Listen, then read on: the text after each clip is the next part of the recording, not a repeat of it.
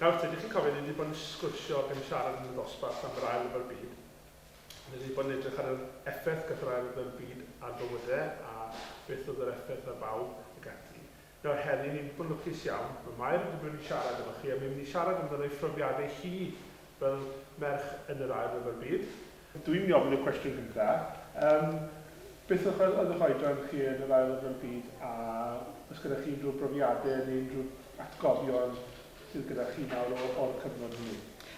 Pan dorodd y rhyfel allan yn 1939, 4 oed o'n i. Ond pan nath yn had i ffwrdd o'n i'n 6 oed yn 1941. O'n i'n byw yn Bronnant amser ni, sef pentre bach ar y ffordd yn Aberystwyth a Tregaron. Ac o'n i'n byw yn y tŷ capel. Mam a tad yn gofalu amdano fe. A roedd yn had wedyn yn gyrrwr ban bara. Oedd na becws i cael yn y pentre. A wedyn oedd e'n gweithio allan fyny.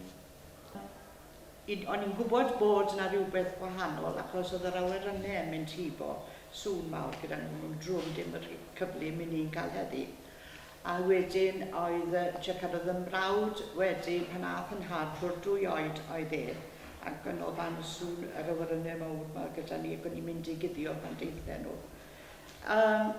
Mam wedyn yn gorfod edrych ar yn hôl ni'n tai.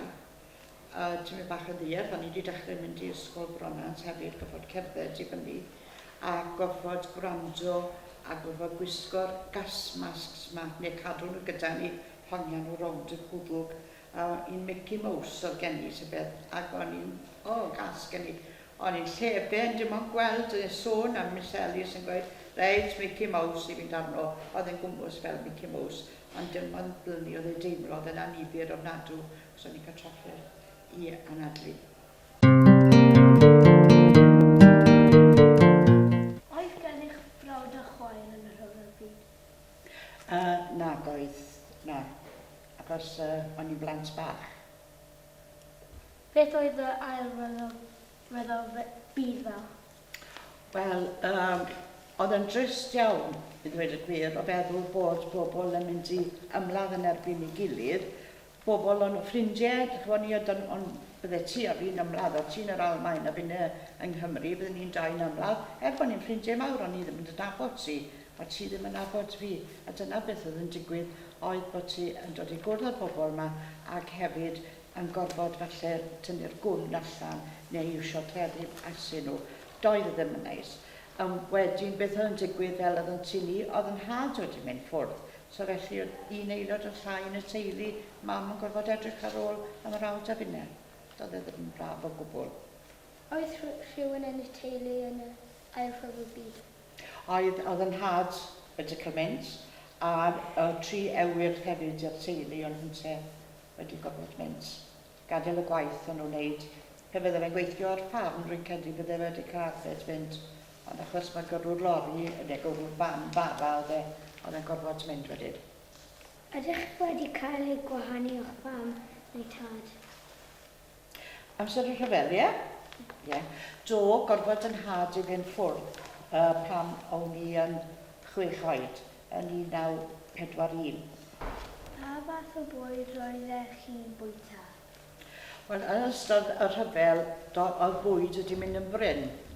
Doedd e ddim yn cael llawer. Cynt o pethau ddim yn cael fel y take-aways sydd gyda ni nawr. Ond bwyd cyffredin, bwyd oedd yn gallu cael ei drin a cael ei dyfu yn y tir ac yn yr ardd, y ffermwyr yn defnyddio'r tir i wneud rhoi tatws a moron a swed.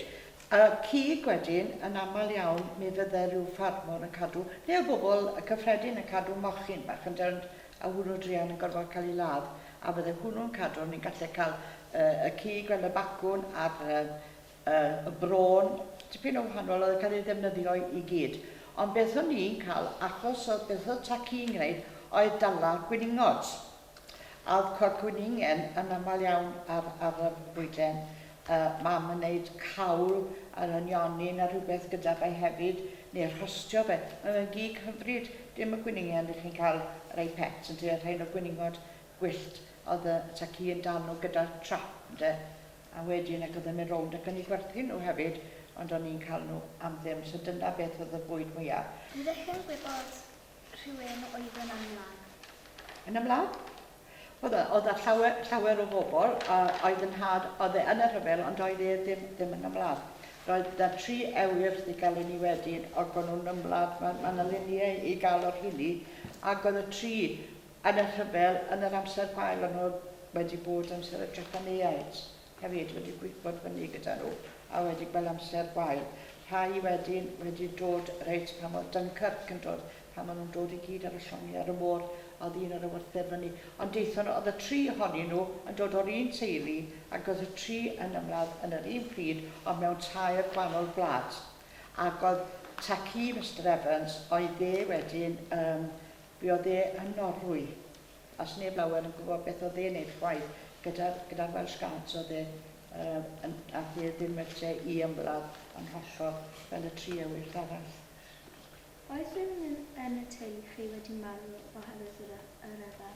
Na, trwy lwc, doedd nôl, pawb o'n nôl yn ddiogel, a heb cael niwed chwaith. Falle bod nhw wedi effeithio arnyn nhw, bod nhw ddim yn gallu cysgu, bod nhw'n dal, os o'n nhw wedi cwrdd a wedi gweld, nhw wedi gyrraedio gyda'r Japaneaid, wedi gweld beth oedd digwydd fyny, doedden nhw ddim yn gallu falle bod hinllig, maen nhw'n cael breuddwydion yn y nos nag oedd ddim yn hawl, ond o'r rhan cael niwed corff ar ôl yna. Beth sydd gennych chi yna? Wel, mae yna lun fan hyn o beth o'n i'n gweithio tri cynt am y rhwng gard, y rhai oedd yn sefyll gartre i ymladd. So, dyna lun ohonyn nhw. Rhwng gard yn Llanddeiniol oedd rhain, ac oedd yn ewyr yn Gwrdraci fyna. Wedyn, cyn i'n had i fynd i'r ymuno gyda'r RF, gath e testament gyda capel Bronant, a mae adnod fach Duw sy'n noddfa nerth i ni, cymorth hawdd ei gael mewn cyfyngder. Cyflwynedig i Mr Morgan Williams gan Eglwys Bronant, Tachwedd y Pedwerydd 1941. Wedyn, dyna'r llun yn had. A mi geithon ni lun fel hyn, a fe swnio werthranllu nawr, o doedd ddim amser hynny, yn had yn hela llun gatre ni a rhaid ar y mantelpiece. Gwybod beth yw'r mantelpiece? Benlle tân. A godd mewn cael nhw bag na drws a mi gwmpodd dad i'r tân. A mi losgodd y llun. Wel, oedd na lefen.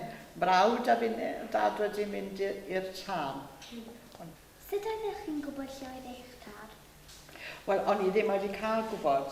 Dwi'n gwybod bod ydym mynd i Gaerdydd i gychwyn, dyna lle roedd e, ond yn ystod y 4 mlynedd, doedden ni ddim yn cael gwybod, achos oedd e'n gwneud gwaith cydd, sef cario, fi'n ffintio allan ar ôl diwedd y rhyfel, cario darnau ar gyfer awyrynnu oedd yn gwneud o un ardal y llall.